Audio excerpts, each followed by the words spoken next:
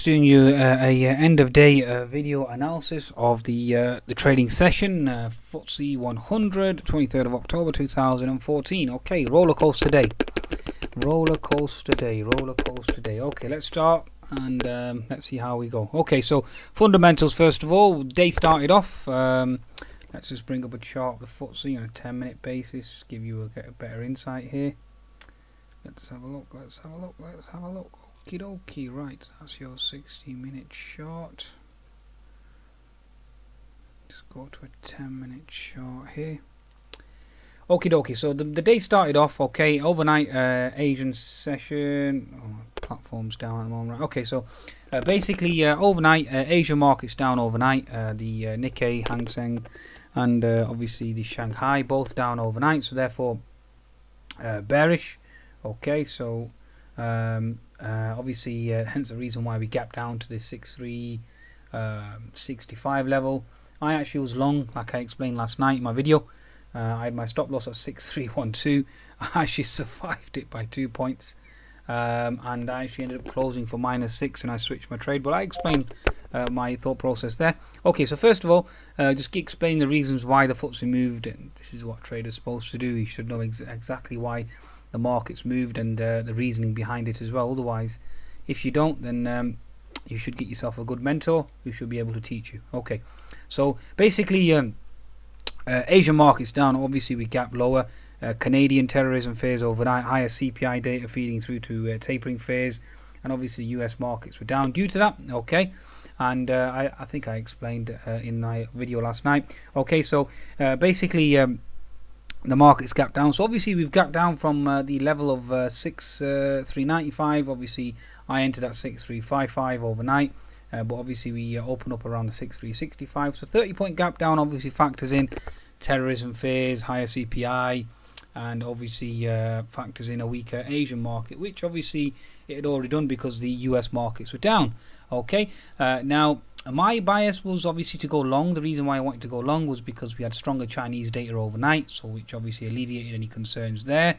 Okay, and obviously there was rumor or talk of some the European data coming out slightly better than expected, given the fact that the euro's been clobbered as of late, and that obviously helps the export sector, and hence the PMIs would force us higher.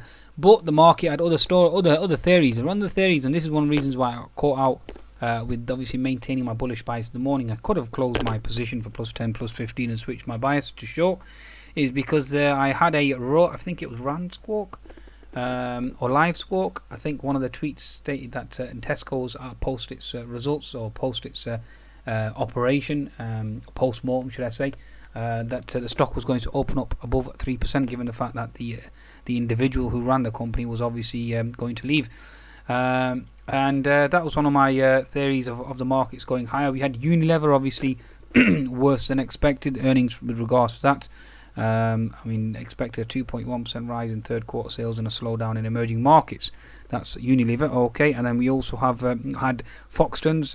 Obviously, that's a property company that obviously felt the pinch in the London property market. So obviously, them two were certainly a drag on the market. Okay. And add in the fact that obviously Tesco's, even though it was reported that it was going to open up +3%, it actually opened up -7%. Okay, so that obviously caused panic and fear. And also we had a report on Reuters with regards to consumer confidence. I think a YouGov poll that wasn't obviously looking good, and that obviously caused the FTSE to certainly sell off en masse. Okay. And that's basically what caused a sell-off. Mainly Tesco, Foxtons, both of them together. Add in Unilever, and you have one hell of a morning sell-off. Okay, now I did survive that. My stop loss was at 6312, obviously based on my day trading. I share my trades in real time. For those of you that are watching these videos, you can subscribe by going on to the live analysis service, and there's a video there that explains how I share my trades in real time. Currently, at the moment, I'm having a very awkward week. This week has been very tough to read. I was +21 before, but I've been stopped out on my short positions, -60, so I'm currently -39 points for the week as we speak. So 2 days left to reverse it. Stark contrast to last week's +330, which the market was generally easier to read, but that's the market, folks, and you have to adjust accordingly. Right, okay, so then we had the European PMI data. That's exactly where you had a pivot move. and this can confirmed by a German DAX, as you can see here. Obviously inverted head and shoulders. We will retest the neckline, and if you look at your 10-minute chart, this will explain the thrust higher. Okay, as you can see there, that was your pivot low, and off we went to the races. Oh, sorry, here we go. We had the pivot low here near the 200 MA. Economic data came out, and obviously the markets shifted violently in the opposite direction. Now, obviously I got lucky there, given the fact that I was 2 points away from my stop loss being hit, because I did expect some volatility overnight, especially with regards to Chinese data. I did expect a gap higher, to be honest with you. Obviously the economic data, which I expected, was supposed to come out stronger than expected, which it did. Okay, and therefore based on that concept, I expected the market certainly to propel higher and close that gap at the open. That obviously wasn't the case. So whether or not China or Asian markets have interpreted stronger Chinese data as no stimulus or reduced stimulus, etc., etc., that's basically for them to know, or those traders to react. My job is obviously to react to that information as well accordingly. So that's basically where we are and where we find ourselves at this very juncture. Okay, so we then had a stellar rally. Now when the market did rally and go back to obviously the level at which it opened, I actually closed my position very quickly, given the fact that obviously we had Foxtons, we had Unilever, and obviously we had Tesco dragging on the market, and the rally there was more of a short squeeze based on German or European economic data, and given the fact that the FTSE was inherently weak and ill, it would continue its move south. Obviously that wasn't the case. We then had a stellar rally.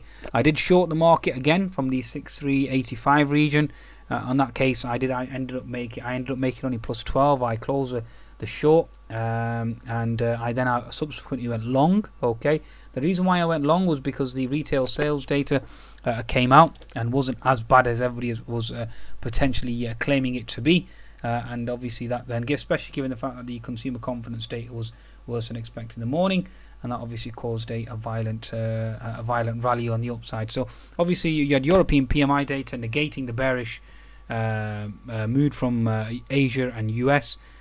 Canadian terrorism fears alleviating, the markets obviously coming off that, and given the fact that you had obviously stronger PMI data alleviating growth concerns, you had Chinese data better than expected alleviating growth concerns. So obviously given the fact that the BOE was dovish yesterday, and adding the fact that the retail sales, okay, yes, they were weak but not as weak as expected, which means obviously sterling obviously collapsed or fell back, and obviously that helps the FTSE rally. So I expected the rally to go higher. Now I did explain to you that there was a gap at 6430. Okay, so this gap here at 6430, which obviously we did close. We did hold that resistance quite for some time. So when the market rallied back up to the 6395 region, I dumped my long for plus 22. Okay, and then I waited, and once I'd seen that this resistance obviously was holding, I then expected this resistance to hold. Now one of the reasons why I expected this resistance to hold was given the fact that the oil price was rallying, and yet the FTSE failed to rally as well. We did go as low as 6382, so it was plus 10 at one time, and I could have amended it to break even, but I expected the markets to pull back. Now one of the reasons why I expected the markets to pull back based on intermarket analysis is the fact that we had the Nasdaq. If I just bring up a chart of the Nasdaq for you. Okay, so the Nasdaq has completed its inverted head and shoulders formation. So the inverted head and shoulders target was 4,000, and that's exactly what we've completed. So you've got the neckline here at 3855. The head is at 3,700. So okay, so that's a 4,000 target, and obviously we have completed that now from the Nasdaq's perspective. Okay, so therefore I expected this market to move south, and obviously that wasn't the case. The market continued, and obviously as you can see we're above 4,000 now. We are into pivot R3 resistance, which very rarely do we touch on an intraday basis, so quite a stellar move. Obviously we've got an unfilled gap here at 3950, and we've got another unfilled gap below, so, and also 1, 2, 3 gaps below. So certainly not a healthy price action. Just shows you it's more short covering than actual rally. Anyway, either way, that's something we'll look at later on with regards to the US market. So going back to the FTSE 100, so obviously you know with regards to retail sales, so if you look at the pharmaceuticals, quite a stellar rally there. The banks, obviously we are into resistance now. Oil sector certainly is one hell of a rally, given the fact that oil obviously bounced off the lows. Now if I bring up a chart of the oil chart, 1 second, US light crude, bear with me, US light crude. Okay, so seems like we have topped out here now for oil, and once the oil tops out, generally that means that the FTSE generally tends to top out as well. Now you do have stronger data from America, sorry, the Asian markets, and obviously stronger data out of Europe as well. So there's two reasons for the markets to well, either way, we'll keep an eye on this. Although the oil data, inventories data, it certainly came out stronger than expected yesterday, so that obviously means increased supply, and there are rumours with regards to Saudis pumping out more oil to hurt Russia, and we all know the Saudis are puppets, American puppets. Anyway, I'm not going to go into that, the Sunni Wahhabi argument. Okay, so basically FTSE 100, so now that we know the reasons, fundamental reasons as to why the FTSE has rallied, mainly, like I said, stronger oil, and given the fact that stronger PMI out of Europe, and also stronger Chinese data, although there are concerns still weighing on the downside, namely, like I said, Tesco, namely Unilever, namely Foxtons. Okay, so bear that in mind. So these are all bearish variables that will keep the FTSE at bay and keep it under intense pressure with regards to it going forward. Now, subsequently thereafter, we have had weaker US data. We've had US purchasing managers, obviously PMI data, come out weaker than expected. Jobless data overall was mixed, although you can argue to the downside. So that should certainly have obviously quashed this this move here. Now the reason why obviously we propelled higher was because of that unfilled gap, and that's why I've gone short the FTSE at 6.4. Well, I went short FTSE around the 6.395 region. My stop loss is 6.435.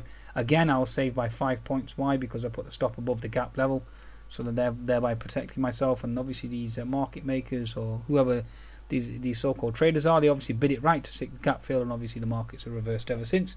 Currently sitting at 6.410, and my bias certainly is tilted towards the downside. Okay, that's where we are, folks. Okay, so that's from looking at it from a 10-minute perspective. Let's just quickly go to a 60-minute chart for you. Now that you know that 6.430 is solid resistance, and I expect that to hold. Okay, inverted head and shoulders formation. Okay, now inverted head and shoulders formation can only occur, and bear this in mind, and this is the chart that you must focus on now, is oil. Okay, there seems to be, given the fact that we had a late rally, and that late rally was obviously attributed to oil, late rally.